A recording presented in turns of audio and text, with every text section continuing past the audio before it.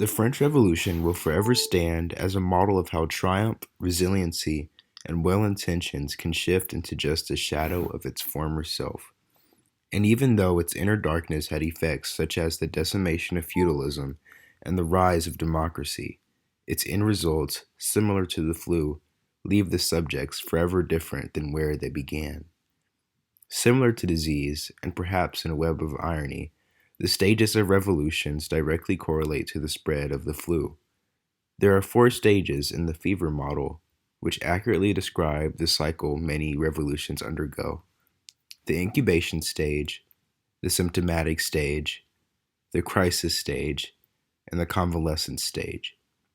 In the French Revolution, particularly, the incubation stage, which includes the factors and underlying buildup that ultimately leads to the revolution, was primarily built off of the remnants of fracture left in the wake of the American Revolution.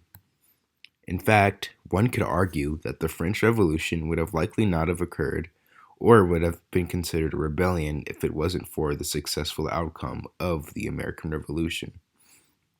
This incitation of passion in the French public was also caused by a rising class war due to the establishments of three estates, which, in theory, was a successful way to keep order intact. Three estates were made up of clergy at the top, nobles and the second highest class, and finally, at the bottom of the pyramid are citizens who would be known as middle and lower class citizens that made up most of the economical makeup of France at that time.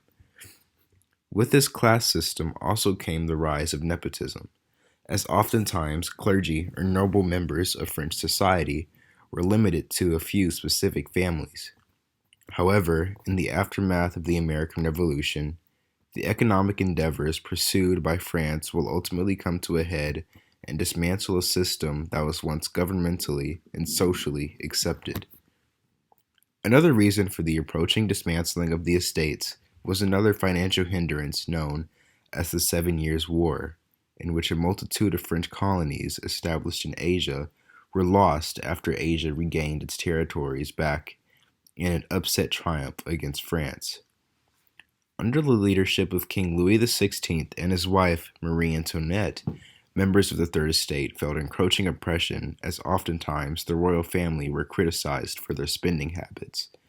Specifically, Marie Antoinette was criticized for comments like, "Starving peasants should eat cake if they had no bread," and she was oftentimes used as a scapegoat for the bulk of the issues that occurred in France. She became known as more of an image for political corruption than known for her persona, perhaps unfairly so, as her husband called most of the shots. Ultimately, the financial disparity and the increasingly fickle times in France led to divisions between class and government. This leads us to our next stage of a revolution, the symptomatic stage. In the symptomatic stage, in a fever, this may be where the subject has gained a feeling of unwellness and may have warning signs of a fever, such as a bad cough or headache. France was showing the first signs of rebellion in this stage, which will further expand to full on riots. In the symptomatic stage, economic disparity that was hinted at during the incubation stage occurred, such as a 2 decade long period of poor harvests, droughts, cattle disease, and the rise in bread pricing, all affecting the individuals that made up the Third Estate in France, which was 98% of the population at that time. Many events of civil disobedience were spurred on, such as rioting, looting, striking, ultimately leading to the Flower War, which took place from April to May 1775. The war was a series of protests in which people combated famine by joining in the looting of businesses and blocking communications and transport channels from suppliers of wheat to the richer areas of France. The next year, in 1786, as a response to public outcry, a tax proposal was brought to light that would effectively require the higher classes in the estate system to pay land taxes. One would assume that the Third Estate would be pleasurably esteemed about this, which they were, but they were also anxious of a possible military coup.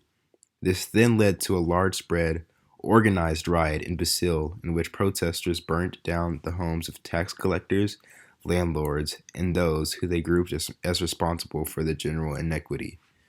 In 1789, the Declaration of the Rights of Man and of the Citizen was drafted, which provided a foundation of equality that would send rippling effects through the rest of the crisis. In the crisis stage, a victim of the flu would be put on bed rest and suffer from severe pain and may have to be put on medication. The crisis stage in the French Revolution would be the total changing point in power caused by ongoing unrest in society.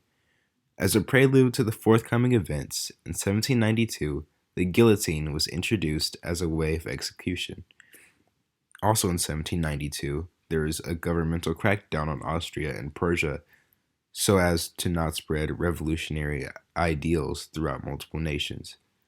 It is then that we see government fall out and have an utter lapse of judgment because, as exemplified in the American Revolution, ideologies always suppress government orders.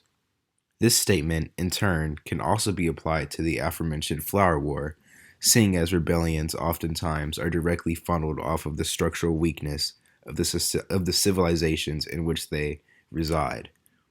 Structural weakness is shown in the radical shift in power that takes place in France on August 10th, 1792. On this day, rebellious insurgents arrested the king, and along with the arrest came the massacre of 1,500 prisoners due to suspicion of being involved in the incident.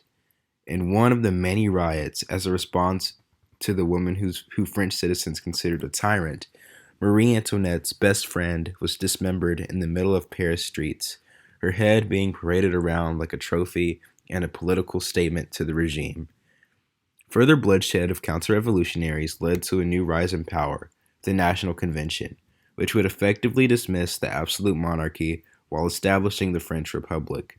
Along with this came allegations that would tear apart the royal family, leading Antoinette to lose custody of her son, who was then forced to publicly shame his mother, further ruining her reputation and the reputation of her husband. One of the first orders of business was to send Louis XVI, the previous ruler, to death by way of guillotine, and sending his wife, Marie Antoinette, to death 9 months later in near unanimous votes. In 1793, the already radical party became even more violent as the period known as the Reign of Terror occurred, the likes of which has not been seen since the rule of Genghis Khan, who violently slaughtered massive amounts of civilians. The Reign of Terror led to a new calendar, the outlaw of Christianity in order to prevent syncretism, and also the government-led deaths of 17,000 people. In the convalescent stage of a sickness, the runt of the flu is gone, and the subject begins recovering. However, they are left changed and different from where they began. In the French Revolution, the convalescent stage, in which order is somewhat restored, takes place after the ratification of the French Constitution under Napoleon. His rule was joined by a 5-member directory that would make most executive decisions. During the rule of the directory, there were growing pains, as with all transitional periods. The richer members of French society were more likely to be better off since the directory worked in favor of them. Times of great strife in terms of the economy occurred, and while improving, led to public outcry due to concerns that the new ruling may become too similar to King Louis XVI's controversial ruling, which is why, in 4 years, the director's time came to a close and would lead to the Napoleon era in which France would dominate lots of Europe. The Napoleonic Code, the piece of French civil code established in 1804, patched up laws of feudalism and regarded the French as citizens and not subjects.